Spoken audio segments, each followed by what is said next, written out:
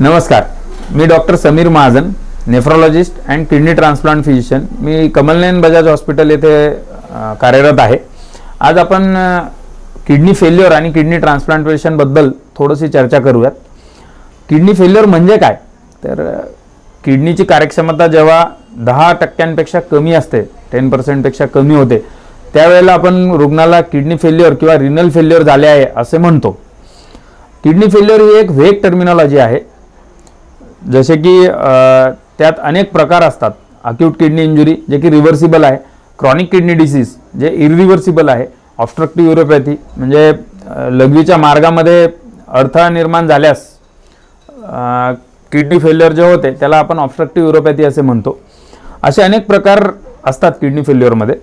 तर त्यापैकी आपण डायलिसिस किंवा किडनी ट्रान्सप्लांट ही चर्चा खूप वेळेस ऐकतो. किडनी फेल्युअर झाले आणि रुग्णाला डायलिसिस किंवा किडनी ट्रान्सप्लांट केल्या गेले. तर हे जेव्हाही आपण चर्चा करतो त्यावेळेला आपण परमनंट किडनी फेल्युअर किंवा क्रॉनिक किडनी डिसीज CKD या आजाराबद्दल चर्चा करत असतो. आणि CKD मध्ये आपल्याला रुग्णाला 2 ते 3 पर्याय द्यावे लागतात. जसे की हिमोडायलिसिस म्हणजे रक्तशुद्धीकरण, पेरिटोनियल डायलिसिस म्हणजे पोटातून केल्या जाणारे डायलिसिस, किंवा किडनी ट्रान्सप्लांटेशन. आता किडनी फेल्युअर का होते आणि किडनी फेल्युअरच्या शरीरावर काय परिणाम होतात? तर एकंदरीत त्यासाठी आपल्याला किडनीची कार्य काय आहेत हे समजून घेणं गरजेचं आहे. तर किडनीचे मल्टिपल फंक्शन्स असतात. सर्वात महत्त्वाचं फंक्शन हे रक्तशुद्धीकरण म्हणजे रक्तातले जे नायट्रोजनस वेस्ट प्रोडक्ट्स आहेत, युरिया, क्रिएटिनिन, युरिक ॲसिड, हे सर्व शुद्ध करणे आणि लघवीद्वारे बाहेर फेकणे हे सर्वात महत्त्वाचं किडनीचं फंक्शन आहे. किडनीचे अदर म्हणजे इतर फंक्शन जे आहेत ते शरीरातला लिक्विड फ्लुइडचा बॅलन्स ठेवणे, रक्त तयार करण्यासाठी मदत करणे, हाडांची ठिसूळता कमी करणे आणि हाडांचं मजबूतीकरण, इम्युनिटी वाढवणे, रक्तदाब, शरीराचा रक्तदाब कंट्रोल करणे, ब्लड प्रेशर कंट्रोल, अशा अनेक फंक्शन्स आहेत किडनीचे. आणि जेव्हा किडनी फेल्युअर होते म्हणजे किडनीचे फंक्शन्स 10% पेक्षा कमी होतं, तर त्यावेळेला हे सर्व वेस्ट प्रोडक्ट शरीरामध्ये साचतात. ही सर्व कार्य बंद पडतात आणि रुग्णाच्या जीवितास धोका होतो. आणि यामुळे आपल्याला परमनंट किडनी फेल्युअरमध्ये आपल्याला परमनंट असा उपाय शोधावा लागतो की जेणेकरून आपण त्याचं डायलिसिस, पेरिटोनियल डायलिसिस किंवा किडनी ट्रान्सप्लांटबद्दल आपण रुग्णासोबत चर्चा करतो. तर आज आपण आपली चर्चा किडनी ट्रान्सप्लांटबद्दल मर्यादित ठेवूया. किडनी ट्रान्सप्लांट बद्दल बोलायचं झाल्यास महत्त्वाचे 2 ते 3 प्रकारे किडनी ट्रान्सप्लांट होऊ शकतं. एक जे सर्वात कॉमन आपण ऐकतो ते म्हणजे लाईव्ह रिलेटेड रिनल ट्रान्सप्लांटेशन.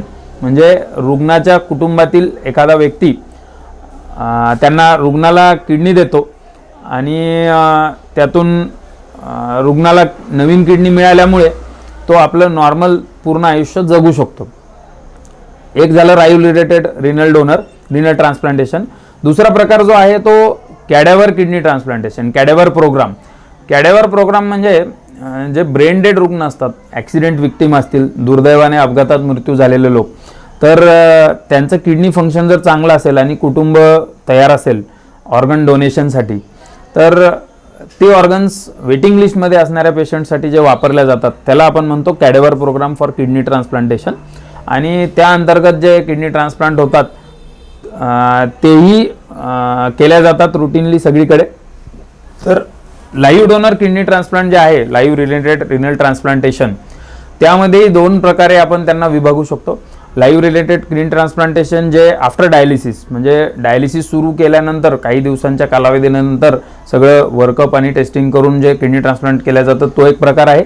दुसरा एक प्रकार आहे ज्याला प्रीएम्प्टिव्ह ट्रान्सप्लांट म्हटलं जातं, प्रीएम्प्टिव्ह किडनी ट्रान्सप्लांट. प्रीएम्प्टिव्ह किडनी ट्रान्सप्लांट म्हणजे रुग्ण डायलिसिसवर जाण्याआधीच म्हणजे किडनी फेल्युअरचं स्टेज 5 15% पेक्षा कमी जेव्हा किडनी फंक्शन असेल त्यावेळेला डायलिसिसची वाट न बघता जे किडनी ट्रान्सप्लांट केल्या जातं त्याला आपण प्रीएम्प्टिव्ह किडनी ट्रान्सप्लांट असे म्हणतो.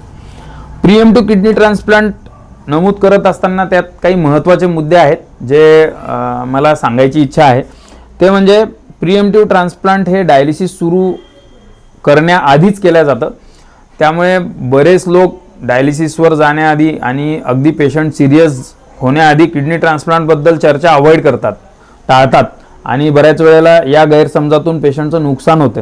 तर प्रिएम्प्टिव्ह ट्रान्सप्लांटचे अनेक बेनिफिट आहेत. इनफॅक्ट प्रिएम्प्टिव्ह ट्रान्सप्लांटमध्ये ट्रान्सप्लांट किडनीची लाईफ ही सगळ्यात जास्त असते. हे जे काय ट्रान्सप्लांटचे प्रकार मी सांगितले, मग कॅडेवर ट्रान्सप्लांट असो, लाईव्ह रिलेटेड ट्रान्सप्लांट असो किंवा प्रिएम्प्टिव्हमध्ये किडनी ट्रान्सप्लांटच्या ग्राफ्टची ट्रान्सप्लांटची लाईफ ही सगळ्यात जास्त असते आणि ट्रान्सप्लांट हे डायलिसिस सुरू होण्याआधी झालेलं असतं. त्यामुळे डायलिसिस रिलेटेड जे कॉम्प्लिकेशन्स आहेत ते बरेचसे कमी असतात. मग हाताचा फिशुला रिलेटेड कॉम्प्लिकेशन्स असतील, डायलिसिस कॅथेटर रिलेटेड कॉम्प्लिकेशन्स असतील, डायलिसिसवर होणारा खर्च असेल, डायलिसिस कॅथेटर रिलेटेड किंवा फिशुला किंवा डायलिसिस रिलेटेड इन्फेक्शन्स असतील, हे सर्व कॉम्प्लिकेशन्स कमी असतात. आणि किडनी फेल्युअरमुळे जी शरीरात घाण साचले जाते, ती घाण साचल्यामुळे जे शरीराच्या इतर अवयवांवर जे परिणाम झालेले असतात तेही कमी होतात. इतर काही फायदे म्हणजे ट्रान्सप्लांटमध्ये रिजेक्शनची रिस्क ही कमी होते. ती साधारण 25% कमी होते जर प्रिएम्प्टिव्ह ट्रान्सप्लांट झालं तर. आपल्याला पेशंटची एम्प्लॉयमेंट म्हणजे आर्थिकदृष्ट्या जर विचार केला तर डायलिसिस आणि dialysis related surgeries, dialysis related खर्च, इतर खर्च जाणे येणे हॉस्पिटलमध्ये आणि लॉस ऑफ एम्प्लॉयमेंट जो, कारण डायलिसिसवर असणारा रुग्ण एक दिवस आड डायलिसिससाठी रुग्णालयात हॉस्पिटलमध्ये जातो, तर तोही खर्च बऱ्यापैकी पूर्णपणे टळतो आणि पेशंट डायरेक्टली हॉस्पिटलमध्ये ॲडमिट म्हणजे किडनी ट्रान्सप्लांटसाठी ॲडमिट झाल्यामुळे त्याचा रोजगार हा बुडत नाही. बऱ्याच लोकांची नोकरी जाते डायलिसिसवर असताना, तर रोजगारही बुडत नाही, तो त्याचा रोजगार कंटिन्यू ठेवू शकतो. अगदी जे ट्रान्सप्लांट रिलेटेड 2 ते 4 आठवड्यांचा जो अवधी आहे तेवढा फक्त बुडतो आणि बाकीचं तो करू शकतो. म्हणजे बऱ्यापैकी कॉस्ट सेव्हिंग होते आणि सेफ्टी खूप जास्त वाढते पेशंटची आणि त्याच्या ट्रान्सप्लांट किडनीची लाईफ सर्वच दृष्टिकोनातून प्रिएम्प्टिव्ह ट्रान्सप्लांट हे जास्त चांगलं असतं. पण समाजामध्ये याच्याबद्दल अवेअरनेस नाही आहे आणि मी या व्हिडिओच्या दृष्टिकोनातून ती अवेअरनेस घडवून आणू इच्छितो. किडनी ट्रान्सप्लांट, आता दुसरा जो प्रकार मी सांगितला लाईव्ह रिलेटेड रिनल ट्रान्सप्लांटेशन, तर kidney transplant on dialysis patients.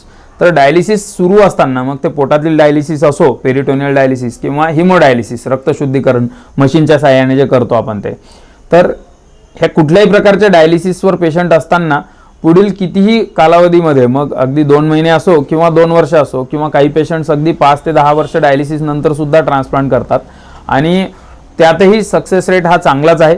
95 ते 97% हा सक्सेस रेट असतो किडनी ट्रान्सप्लांटचा. त्या ट्रान्सप्लांटबद्दल जे अवेअरनेस जनरल पब्लिकमध्ये असायला हवं त्याबद्दल थोडीशी काही माहिती देऊ इच्छितो. जे की ट्रान्सप्लांटची प्रोसेस ही थोडीशी किचकट असते कारण त्यात कायदा पण इन्व्हॉल्ड आहे. तर ट्रान्सप्लांट प्रोसेस जनरली अशी असते की एक साधारण 1 ते 2 आठवडे आपल्याला रक्त, लघवी आणि काही फिटनेसच्या तपासण्या कराव्या लागतात डोनरच्या. या सर्व तपासण्या करण्याचा उद्देश हा फक्त डोनर सेफ्टी रिलेटेड आहे. प्लस त्यानंतर थोडेसे किडनी मॅचिंगचे टेस्ट करावे लागतात की डोनर आणि पेशंटचे ब्लड ग्रुप आणि HLA इतर काही गोष्टी किती मॅच होतात, की जेणेकरून आपल्या ट्रान्सप्लांटचा सक्सेस रेट किती आहे हे आपल्याला ऑपरेशनच्या आधीच कळेल. आणि हे सर्व तपासण्या झाल्यानंतर कायदेशीर आपल्याला परवानगी घ्यावी लागते गव्हर्नमेंट हॉस्पिटलमधनं आणि कमिटीमधनं. काही थोड्याशा लिगल बाबी त्यात फुलफिल कराव्या लागतात आणि हे सर्व झाल्यानंतर आपण किडनी ट्रान्सप्लांटचे सर्जन आणि नेफ्रोलॉजिस्ट निवडल्यानंतर किडनी ट्रान्सप्लांटची सर्जरी करू शकतो. या सर्व तपासण्या आणि कायदेशीर बाबी या सर्व गोष्टींचा औरंगाबादमध्ये येणारा खर्च साधारण 60 ते 70 हजार रुपये आहे, जो आपल्याला गृहीत धरून चालावा लागतो. किडनी ट्रान्सप्लांट तिसरा जो आहे कॅडेवर रिलेटेड कॅडेवर ट्रान्सप्लांट, तर कॅडेवर डोनेशनमध्ये पेशंट हा वेटिंग लिस्टवर असतो आणि त्याला वेटिंग लिस्टमध्ये किती कालावधी जाईल हे पूर्ण याच्यामध्ये अनिश्चितता असते. कधी कधी 5-5 वर्ष ते 10-10 वर्षापर्यंत पण किडनी ट्रान्सप्लांटसाठी त्याचा वेटिंग लिस्टमध्ये सिक्वेन्स येत नाही आणि पेशंट हा वेटिंग लिस्टवरच असतो, डायलिसिस सुरू असतं. तर कॅडेवर रिनल ट्रान्सप्लांटसाठी वेटिंग लिस्टवर जाणे हे प्रत्येक रुग्णाचा हक्क आहे, डायलिसिस रुग्णाचा. पण त्यासाठी लाईव्ह रिलेटेड डोनर असेल उपलब्ध तर कॅडेवरसाठी थांबण्यात काही अर्थ नसतो आणि आपण हे लाईव्ह रिलेटेड ट्रान्सप्लांट प्रिफर करायला पाहिजे. किडनी ट्रान्सप्लांट हे लॉंग टर्म सोल्युशन आहे. म्हणजे किडनी ट्रान्सप्लांट सक्सेसफुल झाल्यास आणि पुढे रुग्णाने अगदी योग्य वेळोवेळी औषधी घेतले, इन्फेक्शनची काळजी घेतली आणि त्यांच्या किडनी ट्रान्सप्लांट तज्ज्ञाचा सल्ला व्यवस्थित वेळोवेळी घेतला तर किडनी ट्रान्सप्लांट हे लॉंग टर्म सोल्युशन आहे.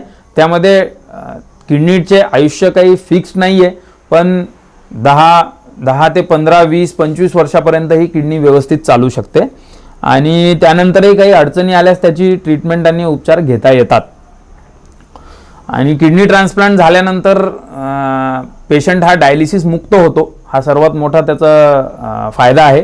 आणि पेशंट नॉर्मल रोजगार करू शकतो, तो त्याचं रुटीन लाईफ पूर्णपणे नॉर्मल जगू शकतो. त्याची वर्क लाईफ असेल, वैवाहिक जीवन असेल, सगळ्या गोष्टी त्याच्या पूर्ववत आयुष्यात येऊ शकतात किडनी ट्रान्सप्लांट झाल्यानंतर.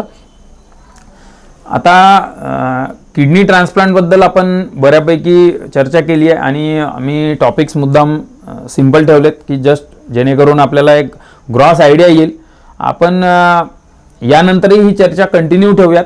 पुढील व्हिडिओजमध्ये आपण एक आजारांबद्दल, जे महत्त्वाचे किडनीचे आजार आहेत त्याबद्दल थोडंसं सखोल चर्चा करूयात. आपण जे बेसिक्सबद्दल बोललो आहेत, आता मी एवढंच सांगू इच्छितो या व्हिडिओ अंतर्गत की किडनी फेल्युअर आणि किडनी ट्रान्सप्लांट हा शब्द ऐकल्यानंतर खचून न जाता, घाबरून न जाता, कुठल्याही प्रकारचा संकोच न बाळगता, कोणत्याही रुग्णाने त्यांची आर्थिक कंडिशन कशीही असो, लवकरात लवकर आणि कुठलाही गैरसमज न बाळगता, सुपरस्टिशन्स, गैरसमज, इतर काही उपचार न करता किडनी स्पेशालिस्ट म्हणजे nephrologist and kidney transplant physician जे कोणी अप्रोचेबल असतील त्यांच्याशी संपर्क साधून उपचार घ्यावा.